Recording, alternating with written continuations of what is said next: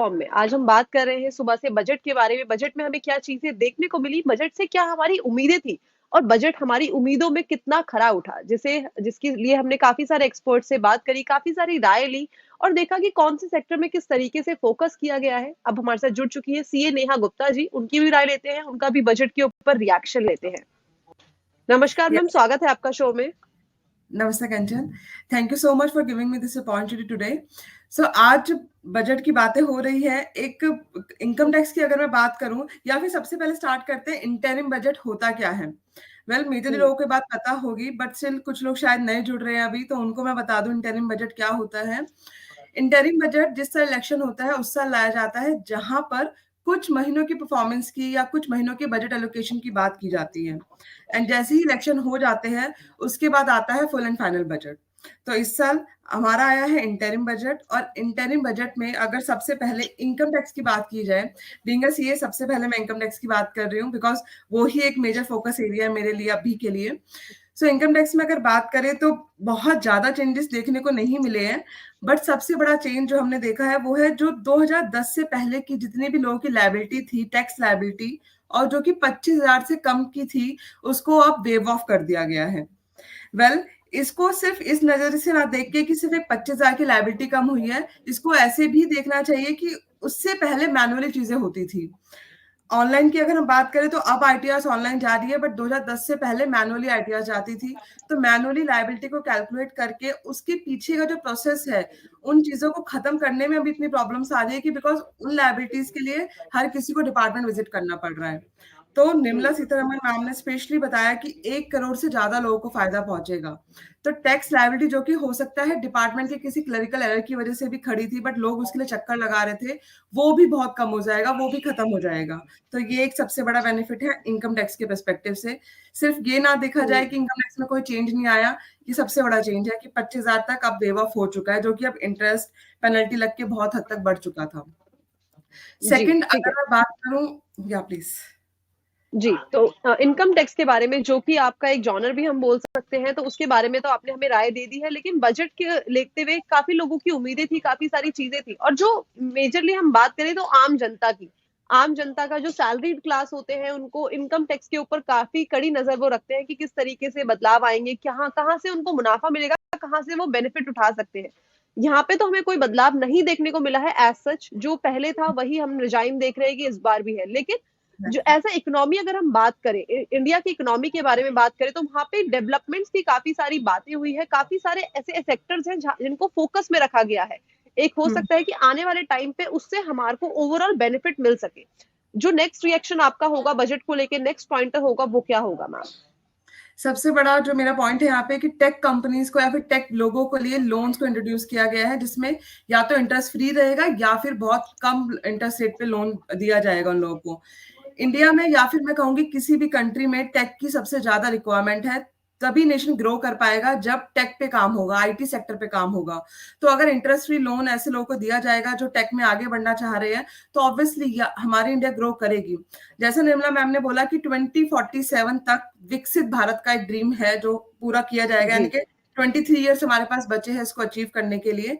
तो ये जब ही हो पाएगा जब हम टेक पे ज्यादा काम करेंगे। सो ये मेरे अकॉर्डिंग एक ऐसा सेक्टर है जो ग्रो करेगा इस डिसीजन की वजह से। जी, तो टेक्नोलॉजी सेक्टर एक ऐसा सेक्टर है जहाँ पे हमने काफी ज्यादा फोकस देखा है, इंफ्रास्ट्रक्चर में काफी ज्यादा फोकस देखा है। इसके साथ ही साथ हमने एक चीज में और फोकस देखा है, वो है वुमेन। औरतों के ऊपर काफी ज्यादा फोकस किया गया है, उनके लिए काफी सारे अनाउंसमेंट हुए हैं। उस पे आपकी क्या राय बनती है मैम?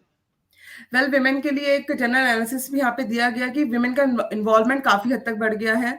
अगर हम स्टेम एजुकेशन की बात करें तो वहां पे भी विमेन के इन्वॉल्वमेंट बहुत ज्यादा बढ़ गई है, और इसी वजह से एजुकेशन पे बढ़ने की वजह से विमेन का एम्पावरमेंट जॉब में भी इन चीजों में भी बढ़ा है। तो इसके लिए भी काफी हद तक गवर्नमेंट ने बात करी है। एक बताया गया 28% राइज इन स्टेम हुआ है, और बहुत सारी चीजों में विमेन की इन्वॉल्वमेंट बढ़ रहा है। तो ऑब्वियसली ये भी एक अपने आप में बहुत अच्छी बात है, तभी नेशन हमारा इंडिया ग्रो कर पाएगा जब विमेन्स आगे आएगी।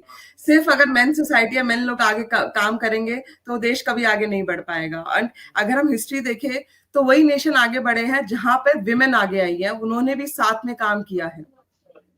जी ठीक है, और उसका एक बहुत बड़ा एग्जाम्पल हमारे सामने भी है, जिन्होंने आज बजट पेश किया है। सिक्स एग्जैक्ट बजट उनका है, तो वो भी एक काफी बड़ा एग्जाम्पल हमारे सामने है कि किस तरीके से वुमेन एम्पावरमेंट को एक तरीके से बहुत ज्यादा फोकस किया जा रहा है, उनके डेवलपमेंट की तरफ, उनके एजुकेशन की तरफ, और साथ ही साथ उनके अर्निंग की तरफ भी काफी ज्यादा हम फोकस कर रहे हैं। ठीक है, हमारे साथ एक और मेहमान जुड़ गए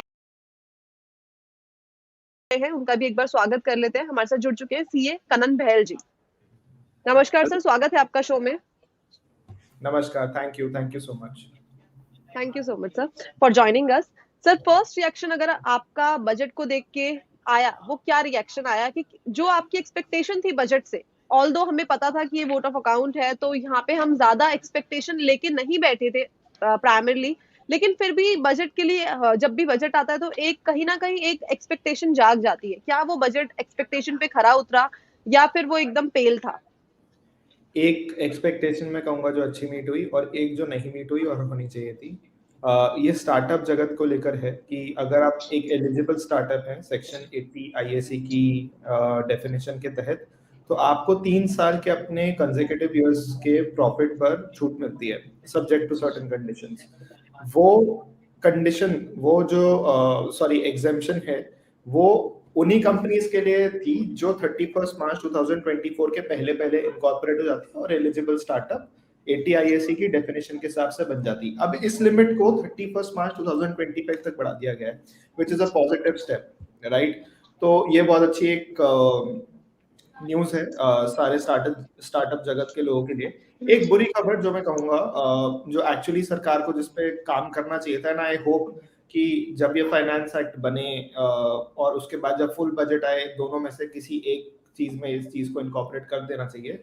आप देखिए, जो न्यू मैन्युफैक्चरिंग कंपनीज होती है ना, 1 अक्टूबर के आसपास 2019 में ये अमेंडमेंट लाई गई थी कि जो नई मैन्युफैक्चरिंग कंपनीज है और जो अपना ऑपरेशन, मतलब अपना जो मैन्युफैक्चरिंग प्रोसेस है, काम करना चालू कर देती हैं बिफोर 31 मार्च 2024, उनको 15% टैक्स लगेगा, वरना बाकी कंपनीज के लिए 22% टैक्स है। तो इससे बहुत सारा पैसा, आपने देखा भी होगा, निर्मला सीतारमन जी ने बोला भी कि पिछले 10 साल में अभी से पिछले उसके 10 साल पहले वाले पीरियड से के कंपैरिजन में डबल एफडीआई आई है। तो इसका एक बहुत बड़ा कारण मैं इसी स्टेप को मानूंगा।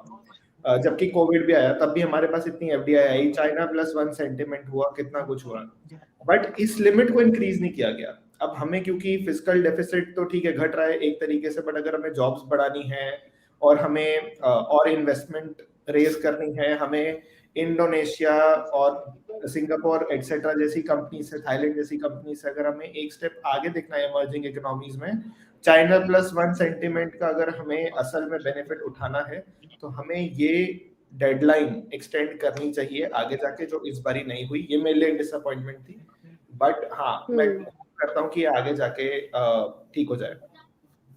जी, तो की फैक्टर्स बता दिए हैं कि कहाँ पे अच्छा लगा और कहाँ पे डिसअपॉइंटमेंट्स हुई, लेकिन हाँ, अभी भी हमारे हाथ में कुछ ना कुछ है। We are left with something जो हमें इलेक्शन के बाद उम्मीदें हैं कि वहाँ पे हमारी फुलफिल हो जाएंगी।